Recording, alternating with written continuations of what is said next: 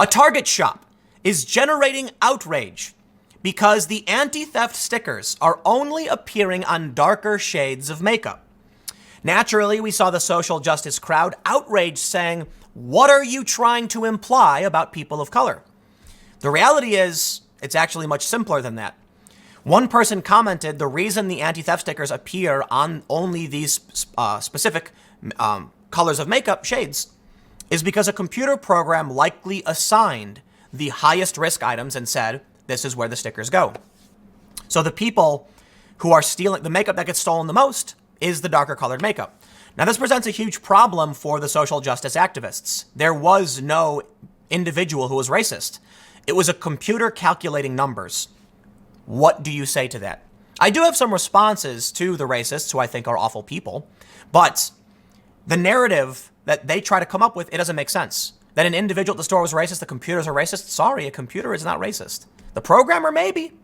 Let's read this story and look at the outrage, and then we'll talk about the real reason why this happened. And I'll mention, too, there was another story not too long ago about hair products. And ethnic hair products were behind a locked case where, white, Anglo products were not. And it was very, very similar outrage. But what people don't realize is it's an algorithm that just determines what gets locked up. There's no individual saying, we're going to lock this up. No, it's the computer saying, here's our shrinkage risk. Put these behind security. Let's read. I'm sick of the subliminal shade. Angry Target shoppers say anti-theft stickers are only being placed on darker shades of makeup. They say, Target is under fire after a picture was shared widely on social media showing only the darkest shades of e.l.f. Cosmetics foundations marked with anti-theft stickers. A Twitter user shared the since-deleted post earlier this week in a tweet aimed at the retail giant that garnered more than 16,000 retweets. The photo showed rows of foundations ranging several skin tones, but 4 of the darker tones were covered in stickers reading, "This item is electronically protected." And there you can see it. But I will stress, at least one of them is not that dark, and at least one of them that isn't marked is a little dark. I think they're reaching for the most part. But yes, it is 3 darker shades of makeup that are secured by this electronic system. Quote, "Any reason you only put these anti-theft devices on the darkest shades?" the user wrote while tagging Target's Twitter account. The user told Daily Dot that they did not take the photo themselves, but saw it on Facebook and reposted it. It is unclear where the Target store in question is located. Since it reached Twitter, the photo has sparked an array of reactions, with outrage taking the lead among users. One user wrote on Thursday, "Are they implying dark skin shades are the only ones being stolen? I don't think they're implying anything. I think it's an automatic system, and it's a fact that the dark skin shades are the only ones being stolen. But there is a lot to break down before the racists jump all over this one. We'll get to it." One woman polled Walmart, said, what does that mean? Said she saw something similar on black hair products. Right, so I was talking about this. "I'm about sick of Target and Walmart with a subliminal shade. I peeped the anti-theft devices on only black hair products as well." Let me just say something. First, it's one location. It's entirely possible. The only reason they put electronic protection on darker shades is because the Target is in a Black and Latino community and white people aren't going to the store at all. You see the problem here? They first make the assumption it's racist. Then you're going to find racists making the assumption that, it proves that only this minority is committing crime. No. Technically, but no. The racists, listen, first, we don't know where this Target is, and there's no photo of the Walmart. If you're in a neighborhood with no white people, yeah, of course nobody's going to take the white makeup. That's the problem. The problem I have is that when it comes to any argument with the far left and the far right, they immediately assume racism. The left will say, you're being racist by doing this. No, it's really simple. Maybe it's just a Target in a black neighborhood. And so it's not an issue of them being stolen. It's an issue of those are the ones that people, like the other ones, are never touched. It's that simple, right? Or it's another thing. A computer program determined these are the ones being stolen most often. And there's a lot of reasons why that could be. You don't know what people are using these things for. So you make an assumption just on photograph, you're wrong. And you'll get the fringe elements of the right and just general racists saying, it proves something. It proves nothing. But people want to see people will see what they want to see. The right will see this photo and say, wow, that proves it. or I shouldn't say the right or the left, I should say the fringe elements to be fair. Because I'll tell you what, a lot of regular, leftists are probably just going to not even notice this or say anything. It's the craziest identitarian, anti-racist woke nonsense that freaks out over this, and the ultra traditionalist racist types who look at this and see something that really doesn't matter. You know what I see? I see, for some reason or another, they experience shrinkage on these particular products, and a computer program has assigned them to be tracked.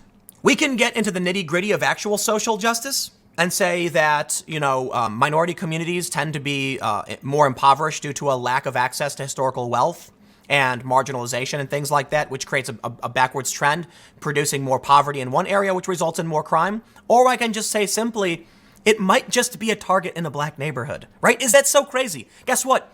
White people steal stuff too, okay? I'm not going to get into statistics about which race steals the most. The point is, if you're in a neighborhood where the people only eat, chocolate ice cream, don't be surprised if the chocolate ice cream is the one locked up, because that's the only one people want. But everybody sees what they want to see. Now that I've said that, let's read and see what other people said. One user questioned the store's leadership in regards to such an alleged oversight. They wrote, "What the F? I actually rarely see anti-theft stickers on makeup at all, let alone slapped on like that.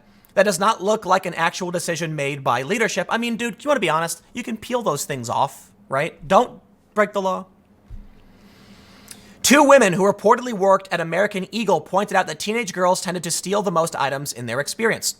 And here's one. "LOL, I worked at AE2 and it was always the white girls who stole our stuff." Okay, like I just said, American Eagle is not known for, it's not a powerful brand in ethnic communities. It is your typical mall, it's not like the most, listen, American Eagle is not associated with urban culture. It's associated with suburban culture.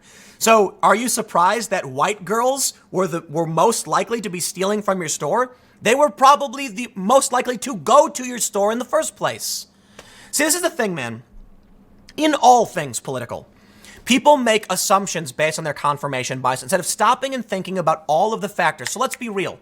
Is it possible that an element of why these are being stolen has to do with race? Possible, but I don't think it's a simple answer. Is it possible that it has to do with these are products catering to a specific demographic in an area where that demographic is predominant? Yes, that seems like the bigger reason. Because let me say something.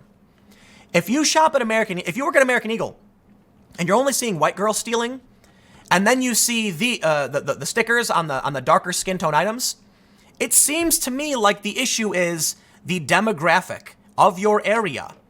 So are there a lot of white women and Latino women in this area who are coming in for makeup? If the answer is no, then it's most likely that what's bought and stolen will predominantly be these products. And let me just tell you something.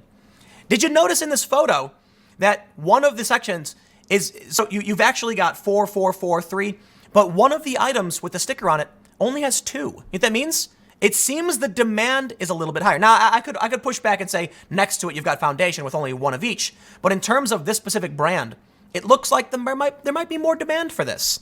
But like I said, man, everybody wants to take everything they can and turn it into some cause for their ideology.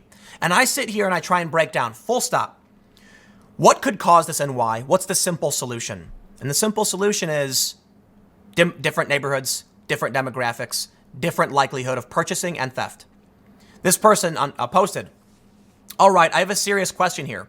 In all likelihood, a decision to place theft deterrent devices on items is not made by a human, but is generated by an inventory management software system." Is that what he said? "They put anti-theft devices on items that get stolen the most. So those shades are the ones getting stolen."